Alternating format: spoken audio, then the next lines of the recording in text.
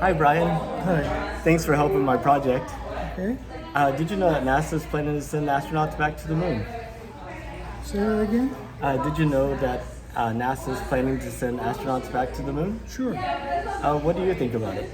I think they should have been doing it right along. We've been ignoring it for so many years that now it's taken another Herculean effort to get back. We already had the technology.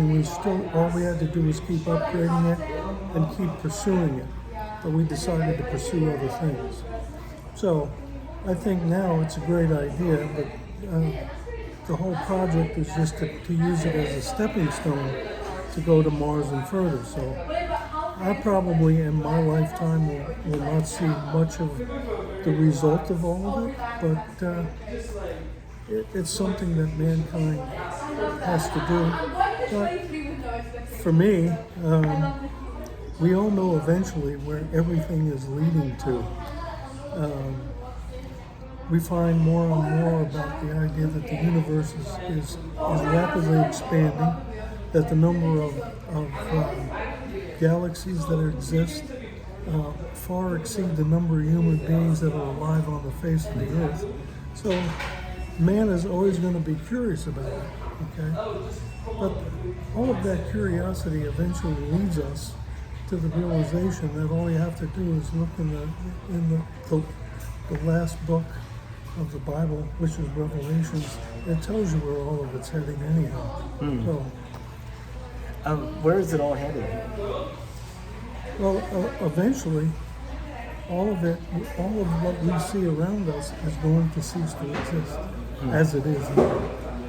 So, if you read the book of Revelations, it explains all about what the New Jerusalem will be and where we're all headed.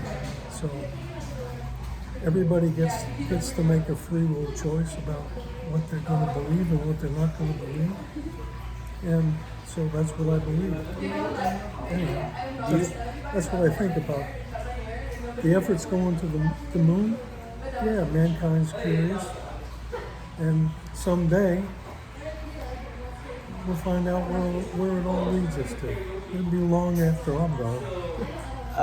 Do you think humanity will always only be on Earth, or do you think we'll actually have people living on other planets and then, I don't know if I can answer that because we don't know for sure if there's other life that exists in other forms elsewhere.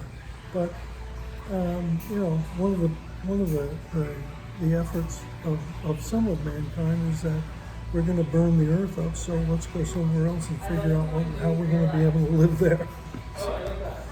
I personally think, considering our options inside the solar system, even if we messed up the Earth completely, it still would be a better choice than anything else that we know about. I do too, but the reality is that we were given this earth, and as human beings, we were supposed to be stewards of it, not to dominate it, but to live in conjunction with it and keep it healthy. And basically, what we're doing is we're using this planet in a way that it wasn't meant to be used. In that we use it for more for profit and exploitation than we do to live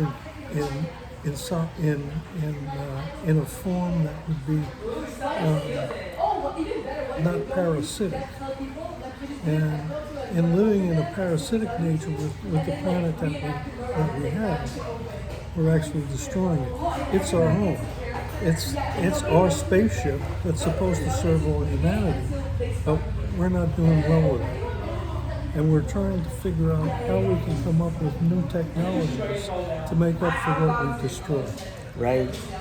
I mean, just looking at the side of the street, I'm amazed at how much litter I see. Just as a local example of how we're treating the earth. Well, some of that I think goes along with what I call the individualization of our society, that's now saying that the individuals are more important than the mass. And a long time ago, Plato told us that the seeds of democracy are the seeds of its destruction, meaning that when the individual becomes more important than the common good of all, then we now have placed the seeds of its destruction. And that goes not only for the destruction of what the society is, but the destruction for what the planet is as well. It's like less about how you can contribute and more about how you get the maximum for yourself. Well, it becomes self-centered. It becomes, as one of my mentors said, there's a difference between the ego drama and the theo drama. And we have so many people that have been convinced that the world is all we have, and when we use it up, it's gone. And they have little care for anything more than what they're going to take from the world and not what they're going to give back to it. Same thing is said though when you say, what do we mean? I mean, I look at the generation that preceded me, especially those who served in the military.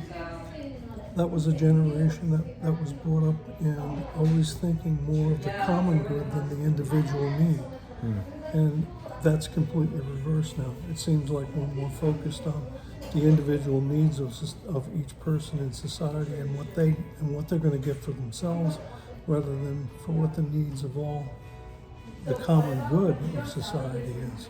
So when we see people going hungry and we don't want to feed them, and we don't want to create any kind of systems to help them out, then you got a question. Okay, so are we catering to the people who have an attitude that say, you get yours and you go out and find it on yourselves. I did, so therefore you can.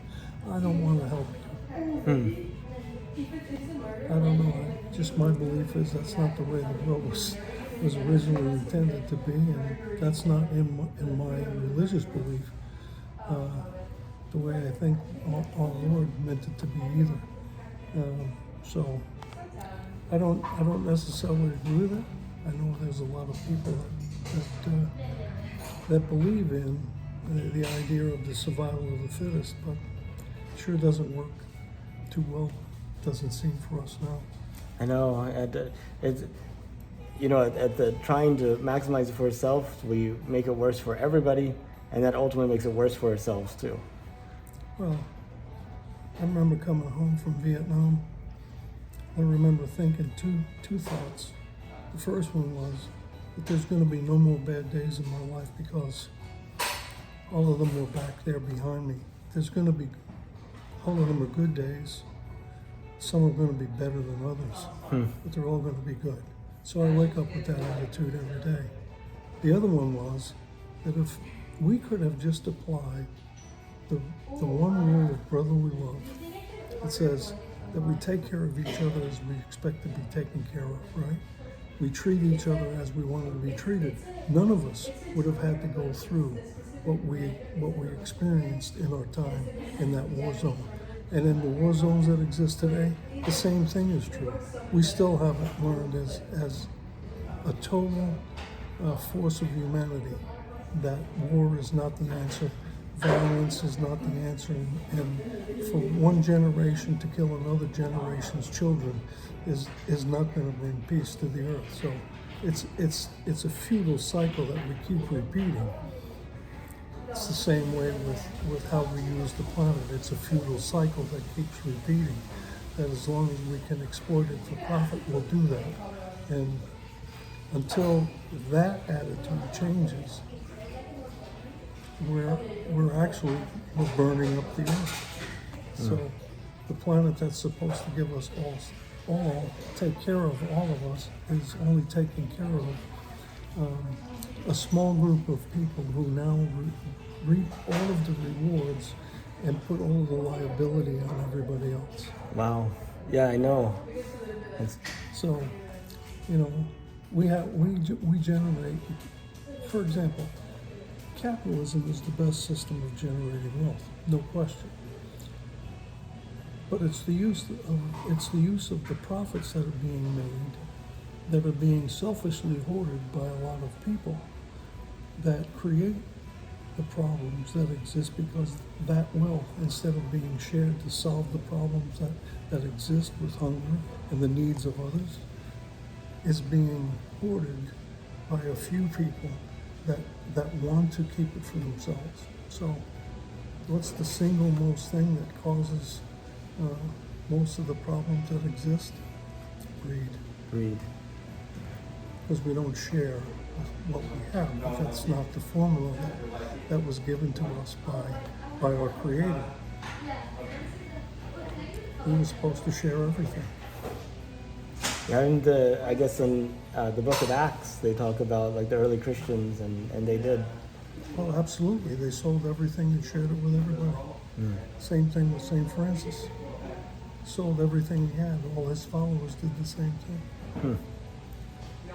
And about the rich man that went to Jesus and said, how can I enter into the kingdom of heaven? He told him, sell all that you have and follow me. And he said he couldn't do it. Couldn't come to bring himself to do that.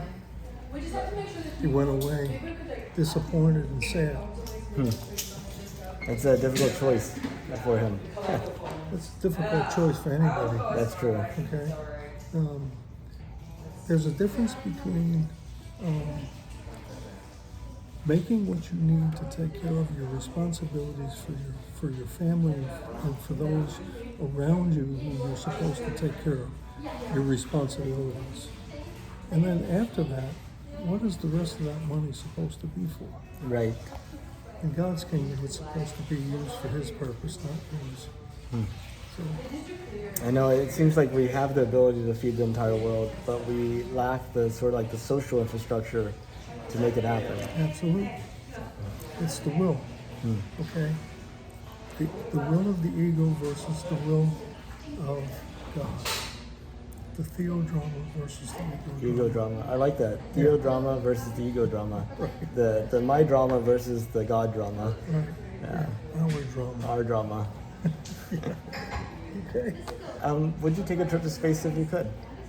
Would you take a trip to space if you could?